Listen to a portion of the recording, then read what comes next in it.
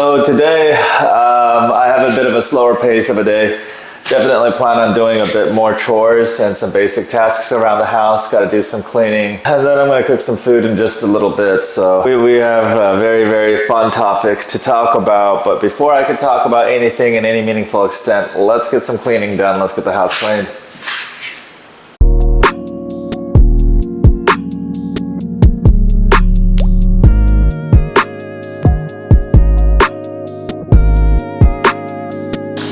Gotta throw away some trash.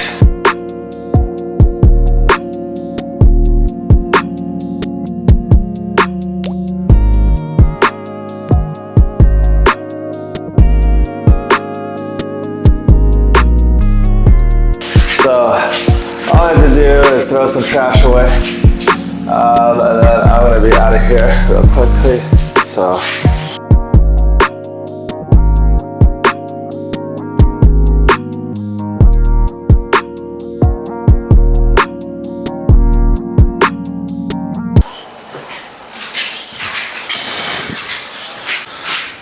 Alright guys, so the real reason why you guys probably clicked on the thumbnail is, why did I create a YouTube channel? And, for the most part, I created a YouTube channel mainly because I had a unique business problem. And last year I ran into a wall in my business because I was primarily running search-based advertisements in my local business market in order to grow my business.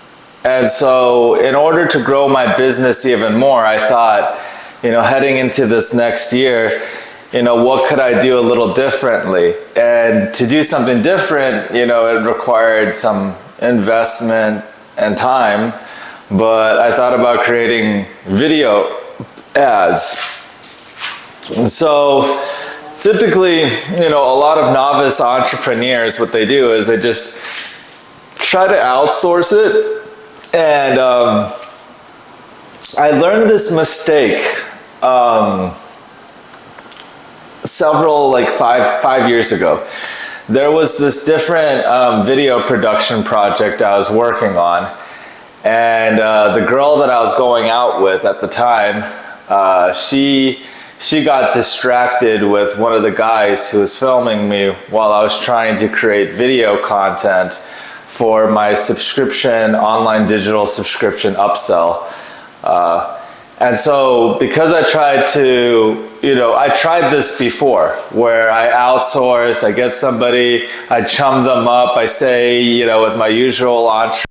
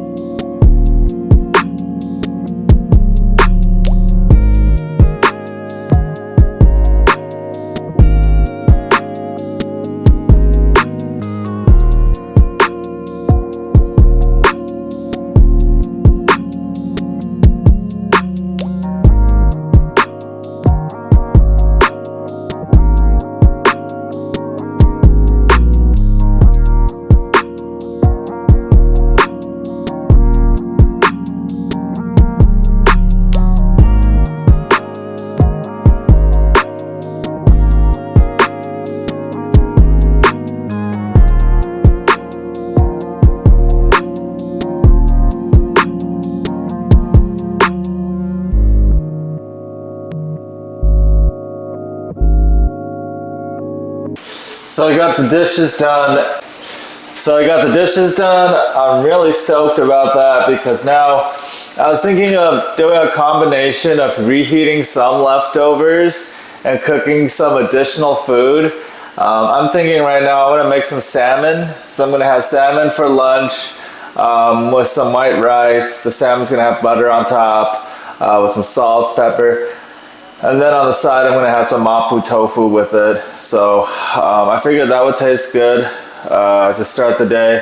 Could have some Mapo Tofu with some salmon, butter salmon, seared salmon, whatever people call it, to make it sound fancy in the restaurants and everything like that. But I just happen to have some food and definitely want to take advantage of it.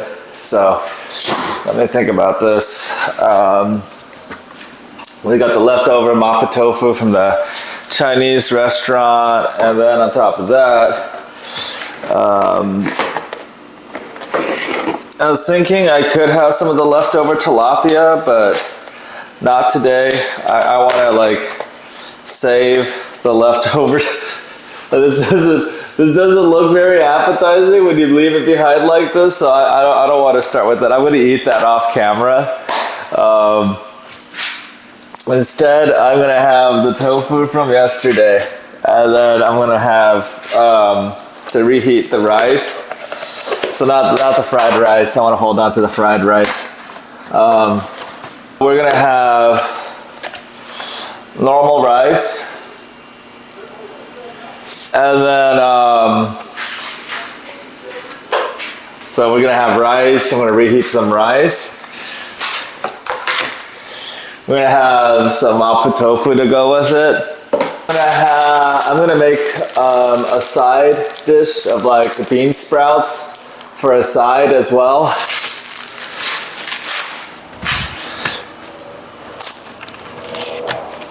And then we're gonna cook some salmon. And then on top of all that, I'm gonna chug down some lemonade.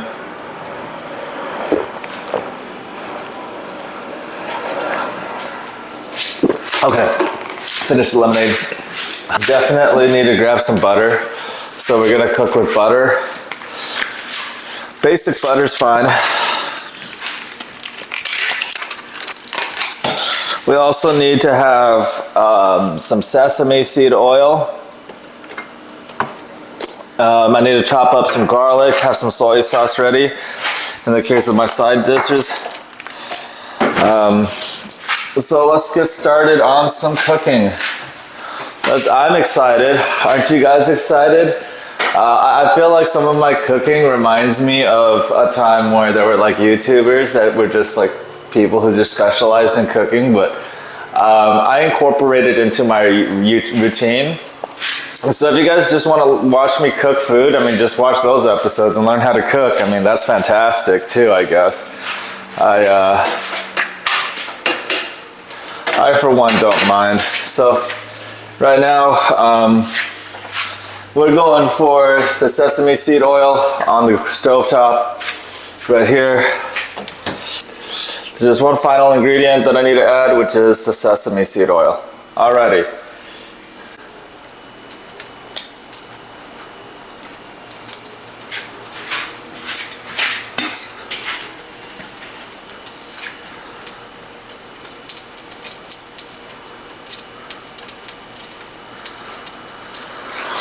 All right, so we start with the sesame seed oil. I want to have bean sprouts to start the day, so it's nice and strong and pungent.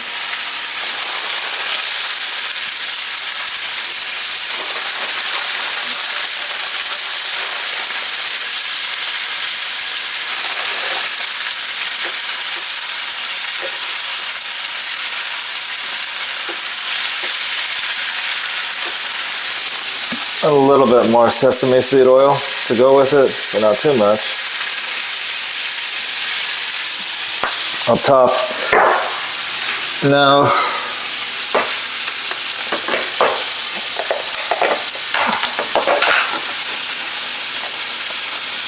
I'm gonna chop 4 or 5 pieces of garlic to go with that.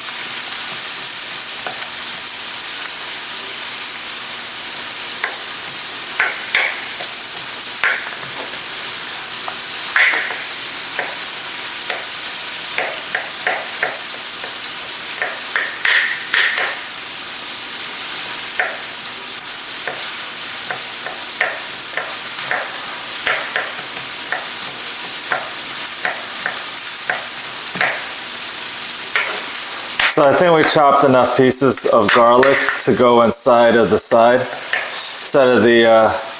bean sprout side dish. So I'm gonna throw that in there real quick.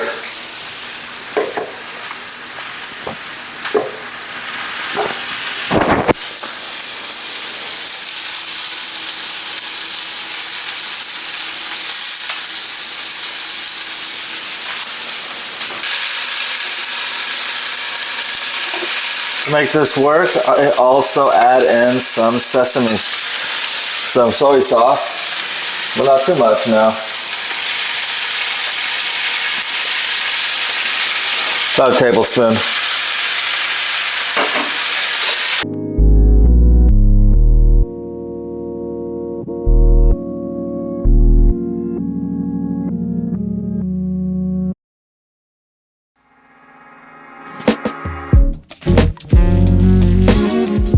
Next on the list,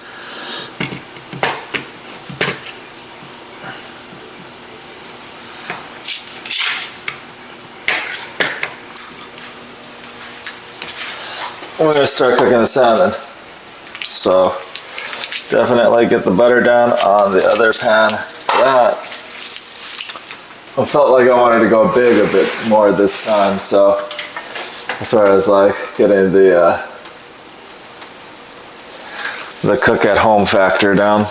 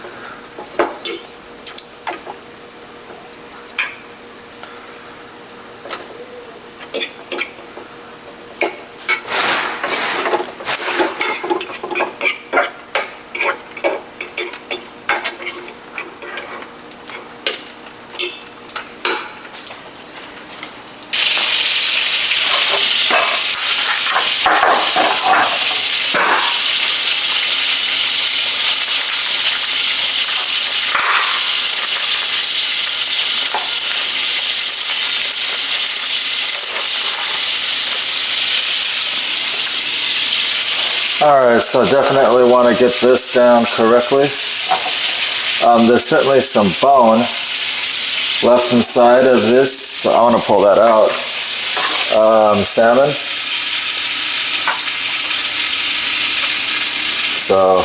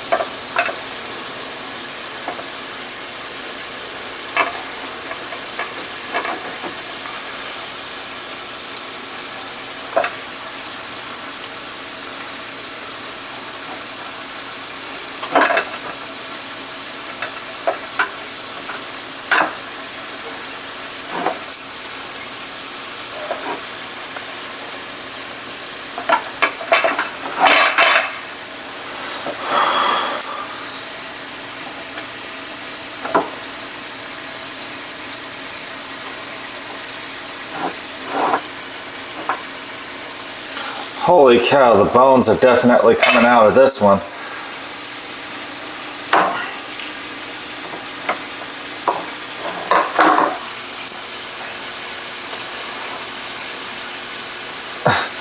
I didn't think I'd have to debone some salmon on camera before. Usually in the United States, guys, when you buy salmon, the salmon's already deboned, but in this case, I had to pull the bones out of my own salmon steak. So just an FYI, this is not the usual. This is not the norm. This is the exception, okay? So I decided to go for a bigger cut of salmon. That's why there's still some bone left inside of mine. And so I have to debone a little bit more extensively.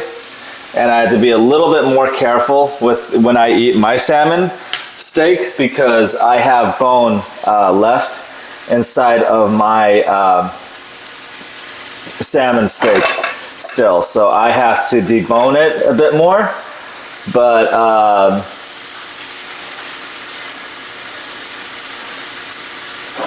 for the most part, I think we're gonna have a pretty good salmon.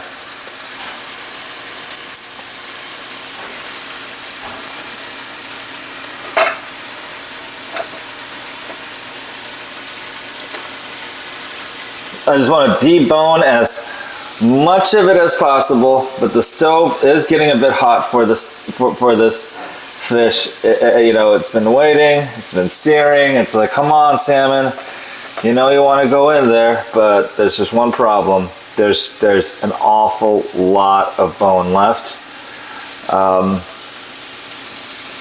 inside of it. So did some deboning,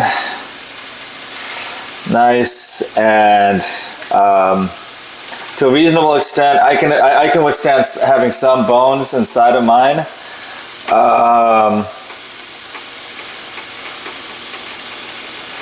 But this will definitely be a fishier version of a salmon steak for sure. So I know that now that I'm dealing with it. You know, and that's okay.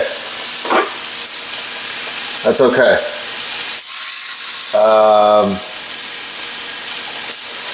Second. So before I end up burning the salmon with burnt butter, it restarts the process again. So that's why the salmon was on sale at the supermarket. I was kind of wondering, you know. So anyways, it's very simple. I'm gonna have a lot of butter and salt go down for this one. And then for this, you know, our side dish is coming along pretty well. It seems like it's cooked fairly.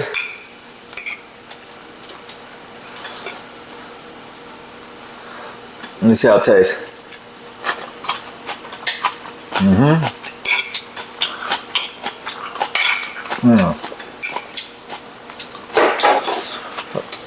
Fantastic. Okay, so we deboned a decent chunk of the salmon. I don't think it's possible to debone all of it. There are parts where the bones are stuck way deeper. It certainly makes it feel fresher, makes it feel more like a fish. So this is definitely a fishier cut of salmon. I'm gonna go ahead and put the salt down on top of it. Get it sprinkled on top, nice and evenly.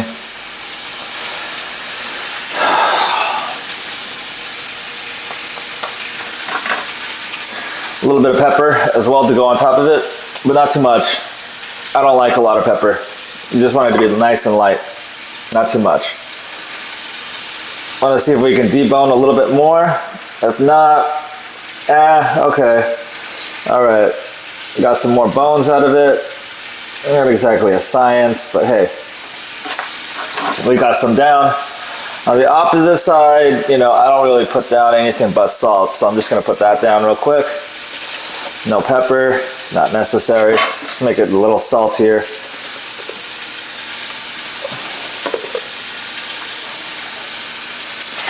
All right, nice and salted. Okay, so we got our salmon steak.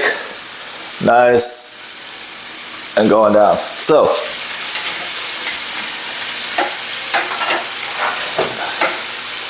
for that, let's get some good extra.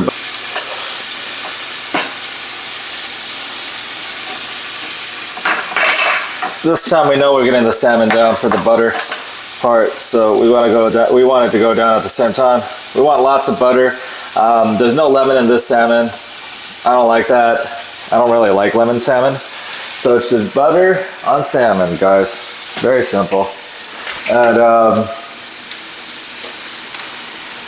okay, so for a cooking vlog, we got the butter in. Nice. Fantastic, right? So we went from having tilapia at a Chinese restaurant to now having, you know, salmon at home. And I'm cooking a salmon steak here, so bear with me. I want this butter to kind of melt real quickly. And for all you guys watching, I want the butter to melt. So if I can get that on the camera, I can't, for the love of God, so let's just put it right there.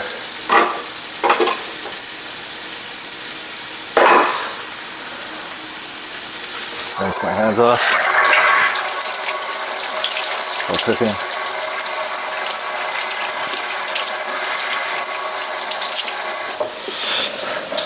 So thankfully, this side dish is done. I think so. It's been cooking for the longest, and it started the first, so.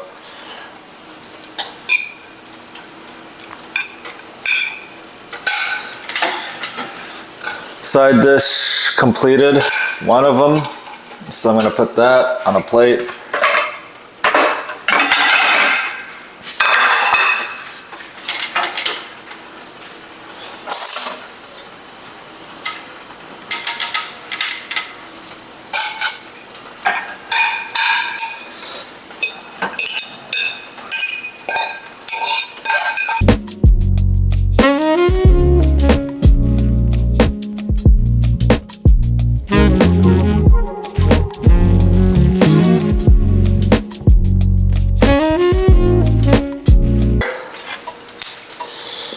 That's gonna go down on top of the stove. Next. So we got the salmon coming onto the stove top. Boom! Got the bone off it as much as I could. Looks pretty healthy, right? So let's just top that. Let's just drop that in there.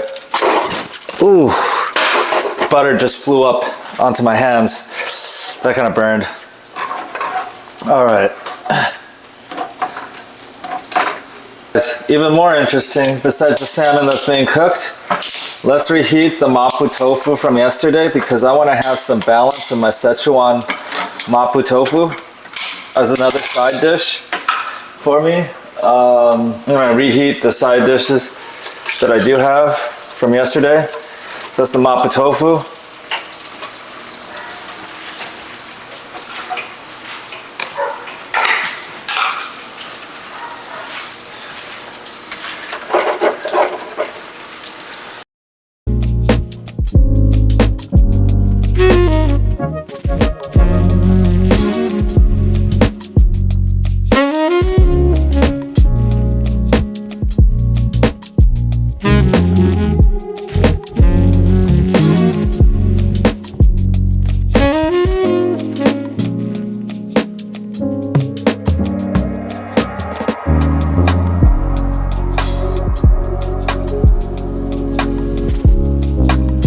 So the salmon's still going. It'll be about like 20 minutes before it's all ready, you know?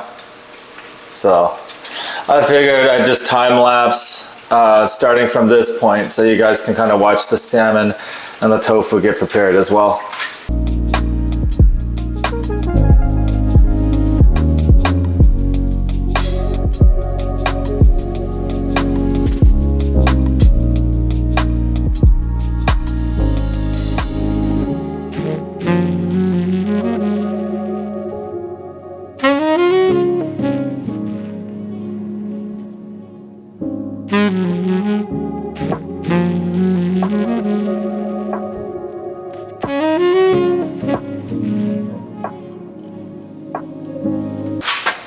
All right, so I'm gonna go ahead and flip the salmon steak so you guys can see how it looks.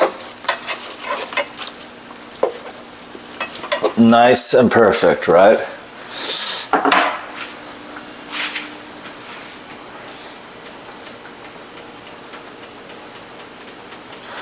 So,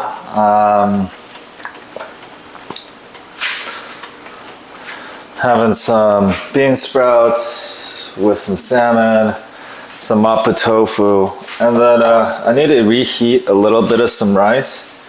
So, I need to do that as well. So, putting on some rice real quick.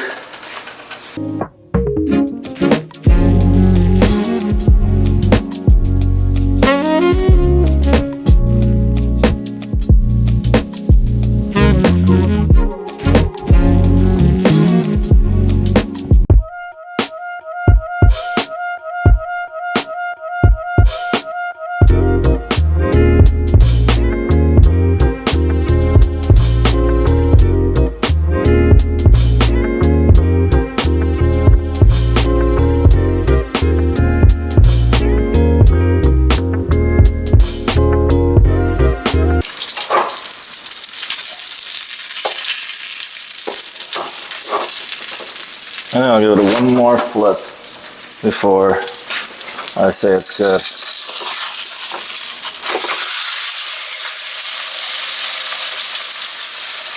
Oh wow, that tastes the salmon.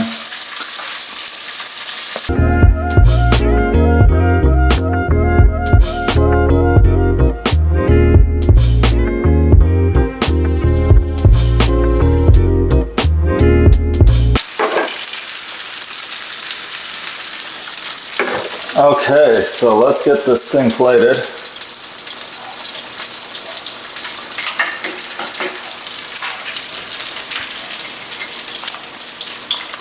It's my job to get this salmon steak onto this plate, so let's see how well I do that. Oh, perfectly. Just like that. And compare this with the other plate that I have prepared aside.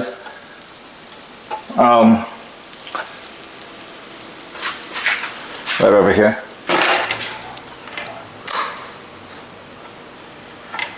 So we got our salmon steak.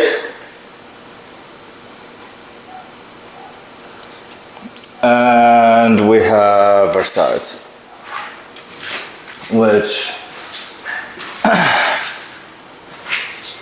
I'm overjoyed to have both of those things. So, yet again,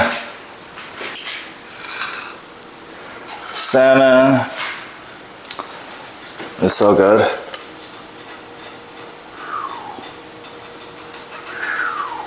Oh man, isn't that incredible? Even more fish today. So, I'm just gonna help it. Want to have a huge salmon steak with some Asian side dishes. So,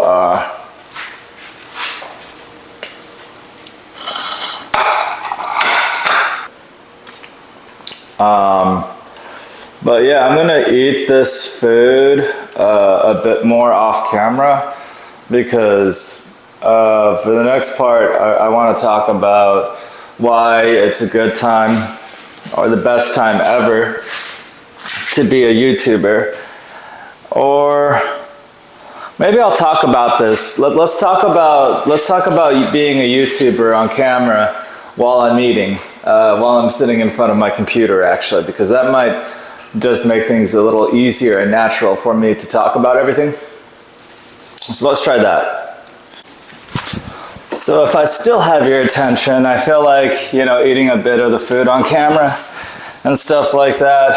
I'm busy looking up different things on YouTube to watch and stuff like that. But for the most part, I'm just eating with you guys and trying to share with you guys. So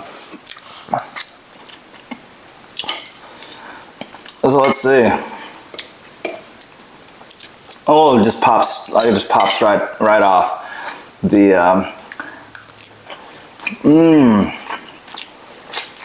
I like some buttery.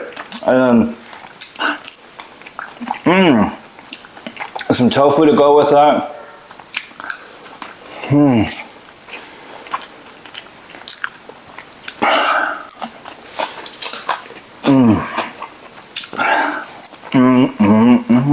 There's so many perks to cooking at home. Now, if you combine it with some restaurant leftovers, like some Szechuan Mapo Tofu, oh my gosh. One would say you're blessed.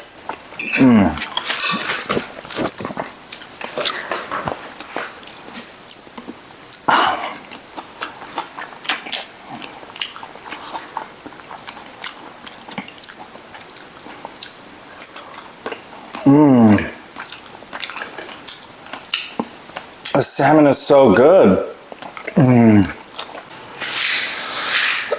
So unfortunately, I lost a decent chunk of the recording earlier about why I launched my YouTube channel. But basically, to continue off where I had left off, my ex-girlfriend at the time got really distracted with somebody else, and we were working on a film project for a separate thing. Basically, because of that, I lost focus and I stopped working on YouTube related content or trying to create YouTube videos or to make that transition. So, 5 years later, I launched with my own camera gear, my own setup. I buy my own, hardware. I do my own video editing, basically self-taught. And I decided that would be the best path, for the time being, is to figure it out on my own. And that saves me a lot of time. It saves me a lot of money. But more than just that, it puts me in a position where I can now create whatever I want creatively. And if I have anything that's missing as far as like knowledge, or if I need to invest more time into studying something to get better video photography, videography, then I can just watch a couple videos and apply some new techniques. If I need to do video editing, or apply some new video editing techniques so that something stands out in my videos. I basically work on my video log project first. And the reason why this all came to be was because somebody was abusing and basically just cost spiraling my local Google search advertisements for my business. So I thought to myself, if I could just create my own YouTube videos, create my own TV commercials, and create my own TV ads, then I wouldn't really be as reliant on the search engine, and more people would discover my business and more people would purchase from my business, therefore diminishing the dependence on Google search. And so I spent, the past 6 months, researching ways to create YouTube videos, to create new YouTube content, to create thumbnails and various things pertinent to YouTube so that I can create a YouTube channel for my local business. And then on top of that, I followed the last take, but I've been having audio difficulties all day trying to get this one out here. But basically, I got distracted, and I instead of depending on other people, instead of being caught in a situation where some girl screws around with some guy and you're supposed to be working on a business project and all this other stuff. Instead, I decided to study how to make film, how to make videos on my own. I figured out how to do the video editing on my own.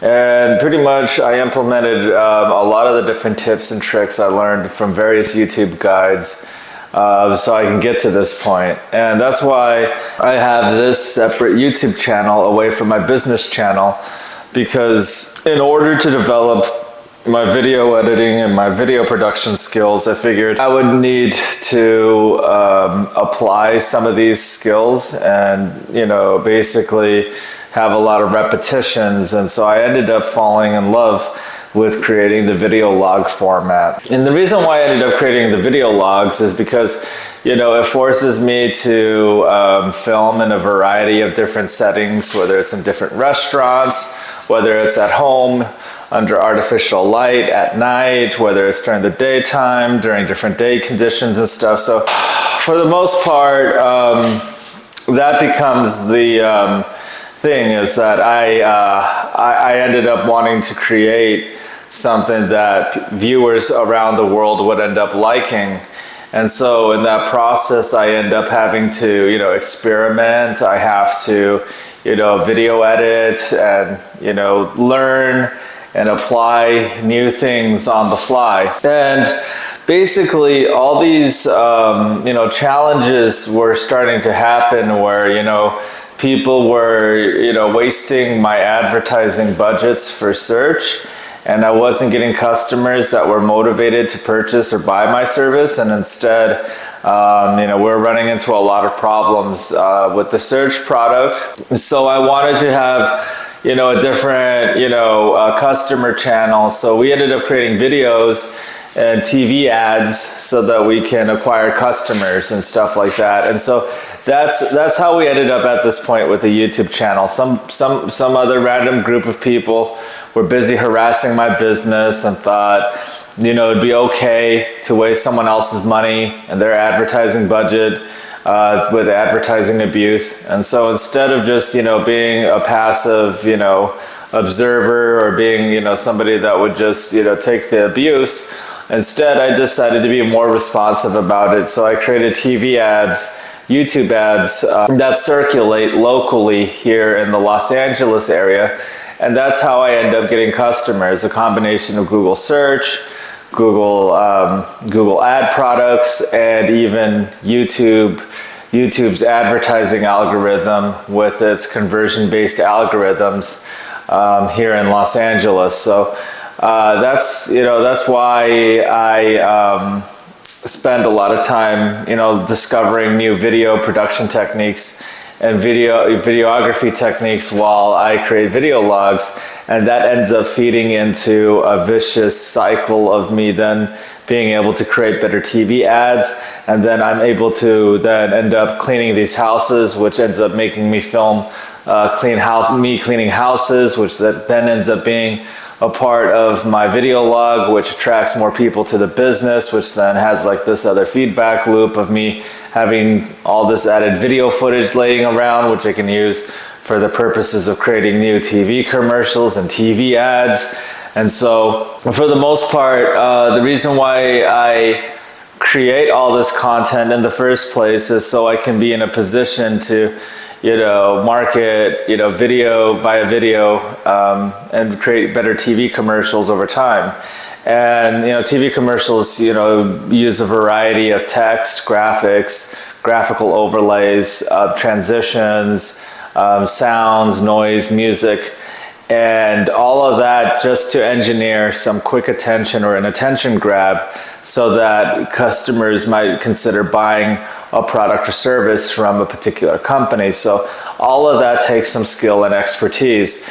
And in order to develop that skill and expertise, what I decided to do was create a video series or a video log that would follow me where I go throughout the day, so that I myself could, you know, develop and learn new video production, video editing skills, and also video capture techniques in a variety of settings. So in some cases, I don't know how well the camera with the various settings is going to perform based upon the background, the light, the time of day, and where I'm located. So for the most part, you know, gaining more of that experience and gaining that experience by filming in a variety of different locations makes it so that I'm able to study how to be a better videographer.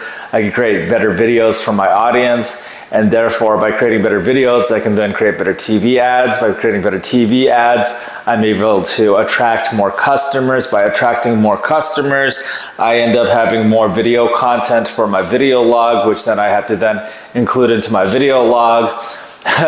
And then after I'm done filming that section of the video log and it gets included into my video log, I end up with all this spare video footage that I can then repackage and develop into my TV ads. I learned how to create videos mainly out of necessity because I wanted another avenue in which to sell my product or services locally in Los Angeles. And ironically, because I had to spend so much time going down the rabbit hole of studying how to create video, how to create good, transitions, how to edit, cut, and do various things to make videos, I end up creating a separate YouTube channel that also markets and promotes my business while also promotes various other businesses and various other topics in a broader, more variety-based format, which is what I'm doing right now with my video log. And that's why you'll notice that it's a bit different from other types of video logs. For the most part, I think I want to tap into a mass audience or a global audience. I am limited to the number of people that I can market or sell services to, but I have an unlimited ceiling as far as how many people I could entertain or people that I can educate or inform via video. So it's my goal to, build a media model or a successful media model or a media format around my video log series or my show. And hopefully I can call it a show and people will enjoy watching it on a continuous daily basis. And I want to create a daily show that that basically captures everything YouTube, kind of everything what YouTube is, and kind of bring it together into a show format that a global audience of my subscribers will watch on a regular basis. So that's how we ended up here. I had to create a TV ad. As a consequence of trying to create a TV ad, I buy all this camera equipment. And then I decide, well, it would be such a waste to just have all this camera gear laying around until I figure out the next TV ad. And that would mean that I would very intermittently use the camera in between the times I'm running large-scale TV ads and TV promotions for my business, or I could just work and just run TV ads. But that would limit the use of this camera for very short durations of time.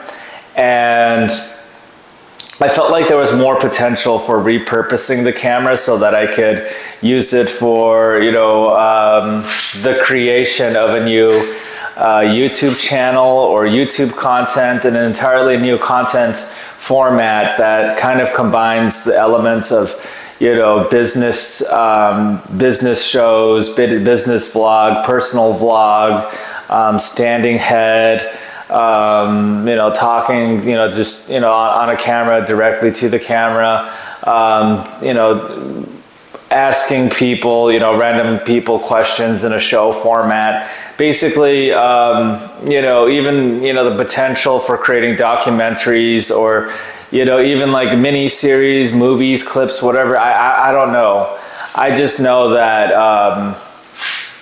I like creating long form content, and to do that effectively, I need to have my own skill set and I need to sharpen my own skills. And so that's how I ended up at this point where very few people are going to do this work for you and do it at a price point that's reasonable. So I decided to develop my own skills, my own video strategy, my own art, my own style of art, and my own form of storytelling to kind of bring people along with me on this journey. And so, yeah, it was out of desperation, out of a need to be more competitive as a business that led me down a path where I ended up creating videos for my business. And then rather than just creating video ads to sell customers, I then end up deciding to create an entirely new personal video log. And in creating this personal video log, I'm able to connect with viewers from all across the world at such tremendous scale. And so now, you know, obviously I don't always lead with commentary. You'll notice that because I'm trying to appeal to a global audience of English speakers that might speak some broken English or not as much English, my goal is just to give, you know, my brand and my mission and my statement as far as like my will and my being to as many people as possible to get the message out there and to get it as far and broad and wide as possible. And so that's why, you know, I edit my videos so that people that can observe or watch something could still feel like there's something to watch. And if they can, if they know English at maybe a 3rd or a 5th grade level rather than at a high school level, then, you know, somehow I can approach an even larger audience of people that can kind of follow along with the life story of somebody that they've never met before. Obviously, you know, creating, you know, a variety of content and creating a daily volume of content requires, you know, skill, practice, hard work, and dedication. And I didn't think it would be this hard to maintain the workflow, particularly for the longer form content that I'm going for. And then on top of all of that, to create it, to create meaningful moments out of everything. It's not particularly easy per se. So I think I can continue at this pace though. I still feel like you know, there's a part of me that feels like if I were to go out and I film or I study or I learn something new about the camera or I learn something new about video editing that could apply to my next TV commercial, my next TV ad for my company cleaneralliance.com. And if I'm able to just gain a little bit every single day as far as skill or knowledge or practical expertise tied to production, then I can create better TV ads that would convert customers further into my funnel. And as a consequence of that, it would make me have more of a durable competitive advantage. Basically, it would put me in a position where as other people don't have that production skill and that ability to produce meaningful quantities of high quality video ads and video content for their audiences, I'm in a position to do that on top of providing the core service and product that I do provide. And by combining both of those variables, I'm able to sleep at night knowing that, you know, I have, you know, multiple forms of sales funnels, multiple sales channels working to get customers in front of my business every single day, the harder and harder I work at this. And so that's why, you know, I study video editing technique through this vlog that I'm producing for you guys, because everything that I produce for this video log, every little bit of skill that I develop can go into the development of better TV commercials. By developing a better TV commercial, that puts me in a position where I can convert customers, therefore I can anticipate better marketing efficiency, therefore driving more marketing ROI, therefore growing my business even more quickly, therefore driving the velocity and growth of my company so that it can become a 7 or 8 figure business even more quickly. So I thought, you know, this is it. This is my scaling path. And so I'm going to put all my energy, all my attention and focus on improving my skill while attracting an audience at the same time. And so, you know, originally a lot of people that were abusing my search ads or abusing my ability to market via search, because, you know, search ads can be manipulated, and they can be manipulated in a number of ways so that the advertiser loses out on the benefits of advertising. And I was one of those victims back in Q4 of 2023. Fast forward 6 or 7 months later, though, I spent a lot of time, you know, reworking my marketing strategy so that it's a combination of search, social media, YouTube, TV-based commercial, and radio-based advertising. So for the most part, multimedia is how I transitioned to, and now I have multiple assets and multiple brand assets and multiple marketing assets working at all times of the day to expose people to for the very first time to my company's service and products. And it's very foundational to have a brand, to have a product experience that you can communicate to consumers, because without it, there's nothing differentiating you from a different service provider. There's nothing that will communicate to somebody that you're just a commodity than, you know, not having various multimedia assets available. So that's why I worked and I worked very diligently, or worked my tail off, so that I can teach, and also I can show people the life that I'm living. I can teach and show and tell at the same time. And by doing all of this all at the same time, I have a bit of a flywheel effect that gets a lot of activity going off of a very small amount of inputs. And by having that type of flywheel effect, I have much more impact. It's why somebody outside the United States might discover me, somebody across the United States might discover me, or somebody locally within Los Angeles might have seen some of my ads a number of times, or seen my social posts for my business, or a number of other things, all throughout various different channels throughout the number of years.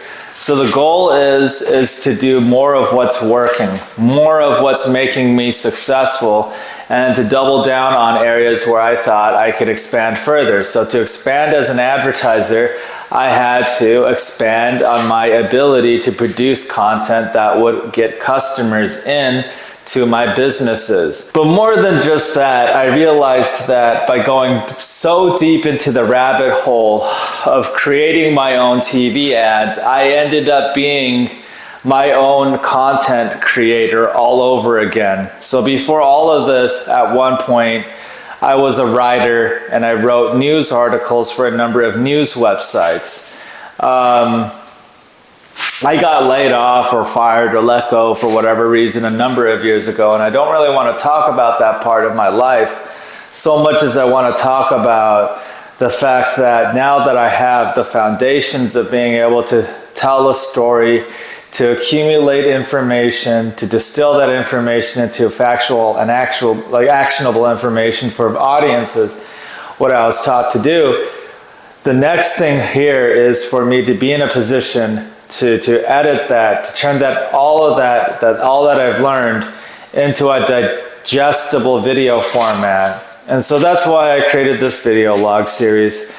It just so ended up happening to be that I was an advertiser that already had a business that's still making money, that's already making money, and now I want to create success as a YouTuber.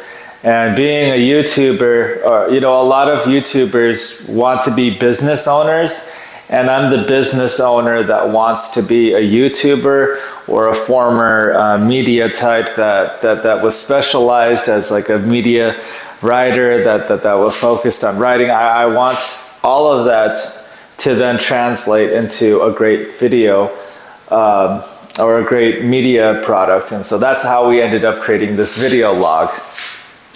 I hope that makes sense. I know some of that might have been lost in translation, but basically there was a long journey that got me here. And on that journey, there were quite a few twists and turns. And after thinking about it all throughout the day, how to best communicate why I go from just being a search advertiser with a local business to then being a YouTuber, an Airbnb-er, a housekeeper, somebody that owns a housekeeping company locally. So all of those things happened all at once. And all of those things are happening all at the same time. And I'm trying my best to communicate how that all came together in front of a global audience. And so it takes a while. But thank you guys for giving me all this attention and all this support. I mean, earlier I recorded something very similar to this during the daytime. But during the daytime, that recording got messed up because the battery on the receiver for my, well, one of the mics got messed up. And so I lost a lot of video footage earlier in the day. So now, you know, I'm filming at night. I want to complete this. I want to tell you guys exactly why I started my YouTube channel and where it's probably going to go from here. For the most part, I think I'm going to stick to the daily format of creating YouTube videos, whether it's a daily video log or some format of asking people questions, random people questions or whatnot. But for the most part, we're going to stick to a daily format, and we're going to explore a broad number of topics, and I'm going to figure out new production and new video editing techniques every step of the way so that I can experiment with and create new forms of content for this audience that I'm building on this platform. And then on top of that, I'm going to be developing new TV ads and new TV commercials for my existing business, which will go out to my local audience or the within the Los Angeles local audience to bring in customers. So there's not much to it. You know, this is what brought me to YouTube, and it keeps me on YouTube. What keeps me on YouTube is the financial incentives of being successful, whether as a digital advertiser with video ads or as a YouTuber with a growing and rapidly expanding audience that can be monetized via Google AdSense and through brand sponsors. Both of those avenues keep me excited. It keeps me working and working hard 24/7. Also, I can bring you guys another episode, another bit of digital gold or something useful. So be sure to subscribe, everybody. Thank you so much. I hope to see more of you guys on my vlogs, in the comments sections, writing comments, liking, subscribing, doing whatever you guys feel like doing. But be sure to stick around. There's going to be more and more episodes and more videos for you guys to watch in the future. As always, take care.